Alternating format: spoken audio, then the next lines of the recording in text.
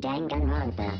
Danganronpa Trigger Happy Havoc, also known as Despair, the game. Developed and published by Spike Chunsoft, Danganronpa first released on the PSP in 2010 in Japan and was ported to the PS Vita 2 years later. By 2017, it's seen worldwide releases on the PlayStation 4 and home computers. Today we are looking at the PlayStation Vita release of the game. This series is hands down my #1 first recommendation to people who are not into visual novels looking to get into the genre. Danganronpa is a unique blend of visual novel and adventure elements, with a compelling mystery making it easy for the curious visual novel noob to sink their teeth in. The story begins with our rather naive yet hopelessly optimistic main character Makoto, as he arrives at the school of his dreams, Hope's Peak Academy. Hope's Peak, among prospective students, is seen as the cream of the crop, the creme de la creme, the Sasha de la Grey, the Bible de la Black, and as such the entry requirements are extremely high. Hope's Peak only administers students who are the absolute best at the thing that they do. These students are referred to as ultimates. To give an example of how this works, Byakuya is the ultimate affluent progeny, Chihiro is the ultimate programmer,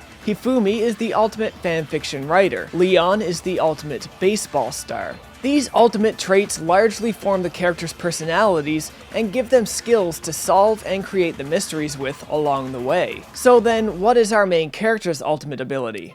Well, he doesn't quite have one. Makoto got into Hope's Peak Academy because he is the ultimate lucky student. He has no special skills, he just got lucky. And for what it's worth, this is just fine, as it makes the player rely on their own intuition and rationality to think their way through the mysteries without the aid of some special higher power. Shortly after Makoto arrives at Hope's Peak Academy, he is hit with a fainting spell. Another student awakes him and takes him to where all the other students are located. This is where we first see our cast. Including Makoto, we have 15 students. Not long after this, we are introduced to the mascot character of the series, Monokuma, voiced by the talented Nobuyo Oyama. It's worth noting here that prior to starting the game, you have a number of options including language and difficulty settings. If you're curious, both the original and dub are excellent. But Monokuma in Japanese is something you are not going to want to miss, so I highly recommend Japanese voice acting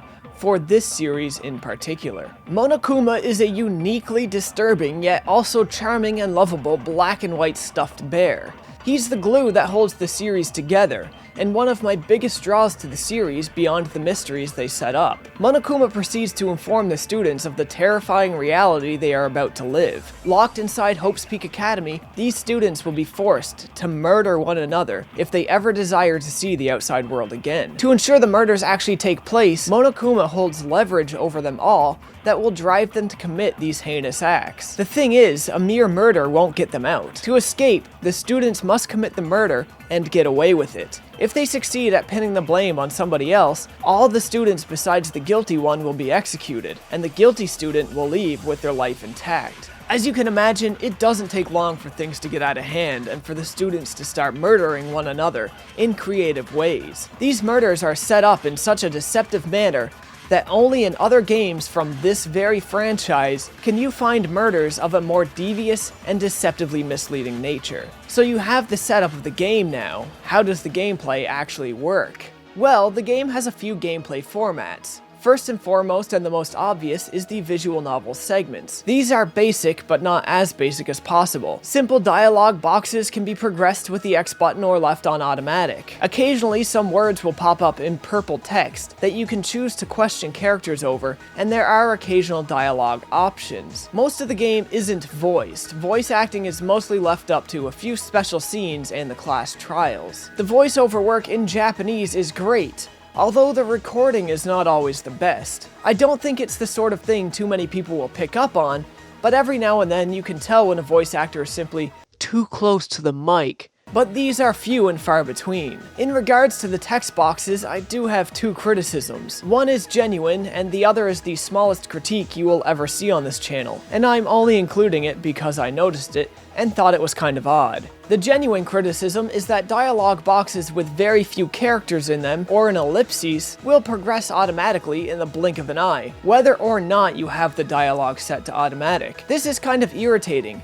especially where ellipses notate pauses, and the game forces you to go through that pause immediately. Sometimes that pause is meant for dramatic emphasis, and that sadly gets lost with this error in play. The second criticism, and the smallest one I'll ever have on this channel, is about 3 pixels in size. Just below and to the right of every lowercase I in a dialog box, there's these 3 random rogue pixels. Obviously I don't care, but it's just an odd thing I noticed with the font. Now that's the first format of gameplay. The second comes in our free roaming. When nothing of significance is going on in the game, you can wander the school and go in and out of any unlocked room at your leisure. All movement is done with the left analog stick, where the right analog stick controls your cursor and camera. There are some things that can make this a little tough to adjust to and feel cumbersome, as it doesn't work like modern first-person games. L and R strafe left and right rather than left and right on the left analog stick, but it doesn't take too long to get used to this. The camera perspective is also a little too low for comfort. When your cursor lights up, it means you can interact with people or objects. Interacting with objects can help shape the world, but will also uncover Monokuma coins. These can be used to purchase gifts at the in-game store. During these free periods, you pass time by hanging out with your classmates. A great deal of additional character development can be found through these interactions,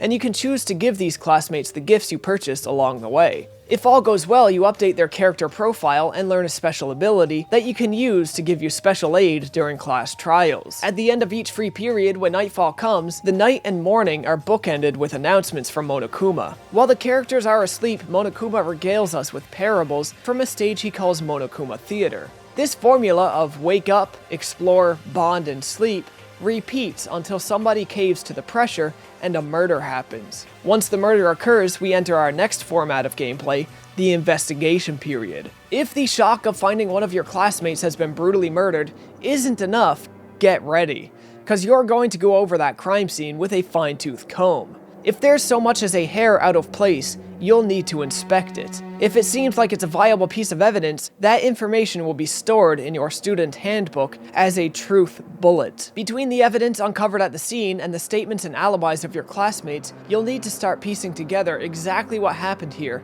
as if your life depended on it. Because, as we stated earlier, it does. After enough time has passed, the investigation period ends. Whether you feel you have all the information you need or not, we move into the last and biggest format of the gameplay, the class trial. If you ever wanted an M-rated Ace Attorney game that's as disturbing as it is pleasant and charming, this is where you want to put your attention. This is where the students put their lives on the line, and you'll need to stretch to the furthest reaches of your rationality to piece these murders together and save yourself and your classmates. Everybody stands in a circle talking across to one another, throwing out accusations and tearing them down one at a time until you arrive at the correct conclusion. The truth bullets you gathered in your investigation section come into play here. Listen to everything that's being said around you. If you have a piece of information that contradicts what somebody says, you need to find the corresponding truth bullet and shoot down their argument. At times, this is easier said than done, as sometimes the connections are pretty ambiguous. There will be points you know what needs to be said, but it's unclear how you're supposed to say it, so it becomes guesswork. But this isn't a frequent issue. If you have no contradictions in your truth bullets, you can take a piece of information from the ongoing conversation and use it against another piece of information in that same conversation to progress. At times, Makoto will struggle to recall a vital piece of information, and this will enter us into a minigame called Hangman's Gambit. This is as simple as it looks. It's a fill-in-the-blanks game of Hangman. Don't miss too many times and you'll be fine. When the classmates get really flustered, they will barrage you with weak accusations in rapid succession. Tearing these down works like a rhythm game. Hit X on the beat to target the arguments, then hit triangle to destroy them. Regain ammo by hitting square on the beat. Eventually your opponent will say something that you can use a real truth bullet on and end their tirade with to progress the case. When you think you have the case all figured out, we enter our final minigame. You need to reconstruct the murder in chronological order. This is done by filling in the missing panels of a comic book from the panel bank at the bottom of the screen. Though it's not always clear what each panel in the bank is showing you, it's not too hard to get it all right. When you do get it right, something about it is just satisfying, and seeing the genius behind each murder play out in chronological order is simply intriguing. When the case is over, the students vote and the guilty party is sentenced to execution. Then the whole cycle repeats. Rarely does it feel good to send a student to their death. Although much of the character development happens during the visual novel segments and the exploration segments, there's even more character development at the end of these class trials. The murders rarely feel justified, but they generally come off as understandable and tragic. The depth of character and development on display here, even among characters who die off early, is quite immense. Although the students' ultimate abilities start off as jumping off points for tropey personalities, they escalate beyond these tropes almost immediately. As much as I love this game, its characters, the murders, and the mystery of the school, there are a few things about it that sometimes irritated me. There's definitely points in the game where the character seems stupid, as though they forgot what was just said 10 seconds prior, and the next 5 minutes is spent re-explaining what we just heard, with no extra benefit. In addition to this, there's many times in class trials where the burden of proof is being shifted irresponsibly, or you'll end up in positions where you're trying to prove a negative. I can give this a small pass as the students aren't exactly lawyers, but it can be annoying when you know full well you're arguing irresponsibly. And while not a real problem, I find at times the game has you using one truth to uncover a second truth, only to find out a short while later that the first truth was actually false. Using a false notion to progress to a correct conclusion, looking back doesn't really feel that good, but in the moment it's hard to say it's even noticeable or stands out. For the mysteries shaped and how they're unfolded, it's all super worth it in the end. The sound effects in the game are a little weak, but the music is top notch. Back in February of 2016, I done a small top 10 video on outstanding songs in video games, and in that video I gave attention to Masafumi Takada's composition of Mr. Monokuma's Lesson. I'd like to highlight that here again. This song, perhaps more than most, embodies the personality of the character it was made for, as well as the offbeat nature of the comedy in the game. If you played the game, you probably understand exactly where I'm coming from.